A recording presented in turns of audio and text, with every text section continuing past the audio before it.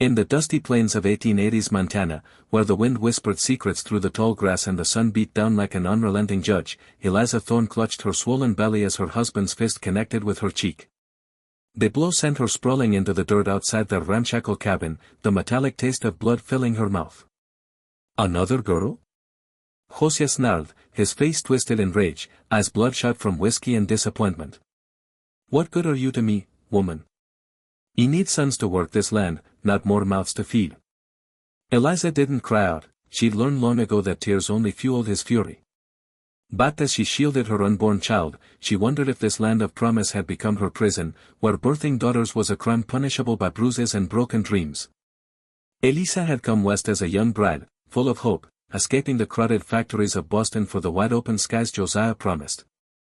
It was a homesteader with big dreams of cattle empires and legacy, but the soul was stubborn, the winters brutal, and their first 3 children, all girls, had shattered his vision.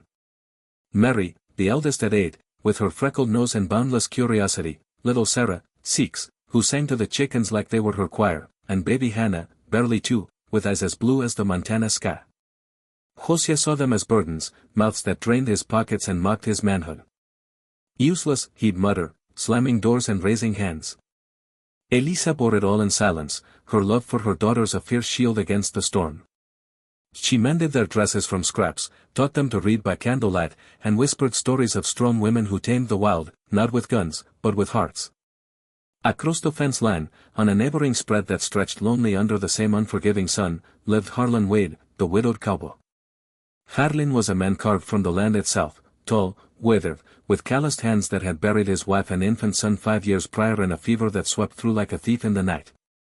He'd come to Montana from Texas, seeking solitude after the war, but loss had hollowed him out. His ranch was modest, a few head of cattle, a vegetable patch, and a cabin echoing with ghosts. Folks in town called him the Quiet One, a man who tipped his hat but rarely spoke, his gray eyes holding stories he'd rather forget.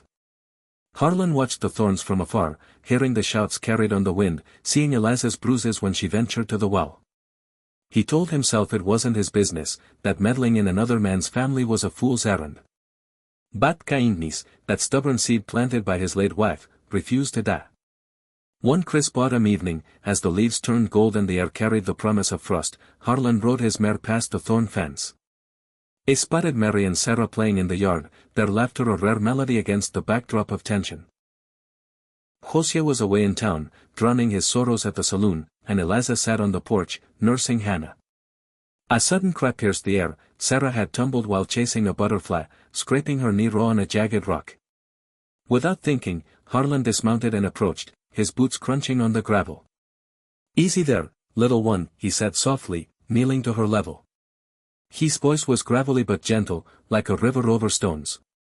Eliza tensed, ready to defend, but something in his eyes, perhaps the echo of his own lost child, stayed her hand. He tore a strip from his bandana, cleaned the wound with water from his canteen, and tied it neatly. "There now, tough as a Mustang." Eliza watched in stunned silence. No man had shown such tenderness in her world, not since her father back east. "Thank you, Mr. Wade," she murmured, her voice barely above a whisper. Harlan nodded, tipping his hat. "Just Harlan. And it's no trouble. Girls like these, they're a gift." He glanced at Mary, who stared wide-eyed, and added, "World needs more of him." As he rode away, Eliza felt a crack in her armored heart, a glimmer of hope that kindness still roamed these harsh lands.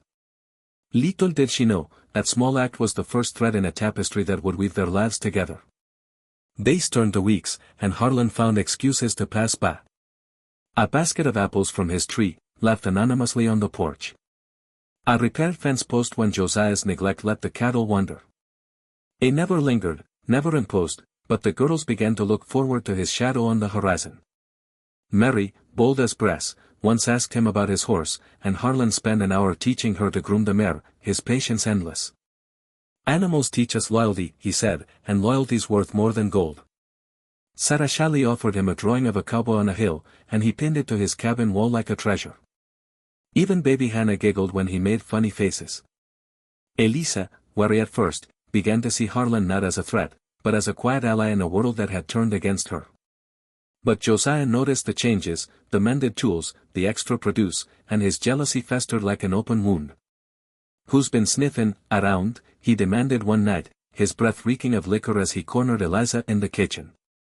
She denied it, but his fist flew anyway, catching her ribs. The girls huddled in their room, Mary holding Sarah close, whispering, "It'll be okay." That night, as thunder rolled in from the mountains, Eliza lay awake, bruises blooming like dark flowers on her skin. She dreamed of escape, but where could a woman with 3 daughters go? The law favored men, and the frontier was no place for the vulnerable. The unexpected turn came on a stormy afternoon in early winter.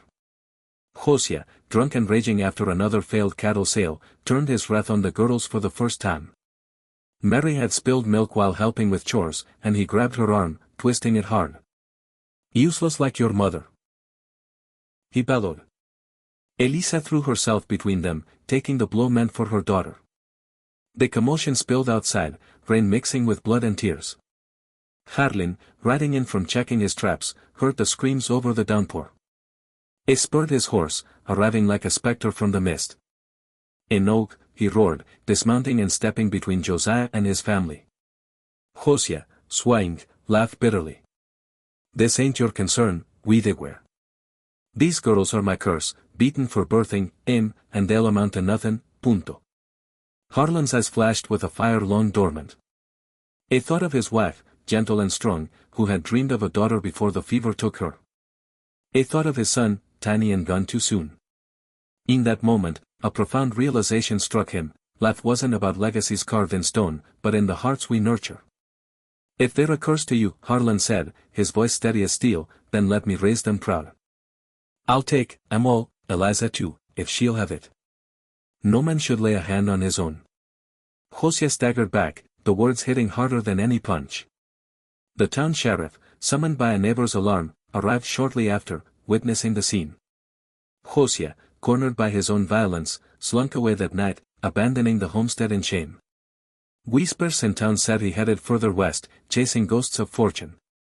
Eliza, trembling in the rain, looked at Harlan with eyes wide in disbelief. "Why," she whispered. "Why's?" He knelt, rain streaming down his face, and replied, "Because I've been alone too long, and you've shown me family's not about blood, it's about choice. These girls, they'll grow strong, learn to ride, read the stars, build their own dreams.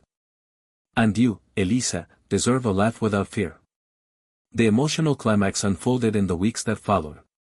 Harlan moved them to his ranch, transforming his empty cabin into a home buzzing with life.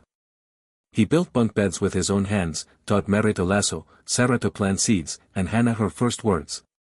But the true transformation came one evening by the fire.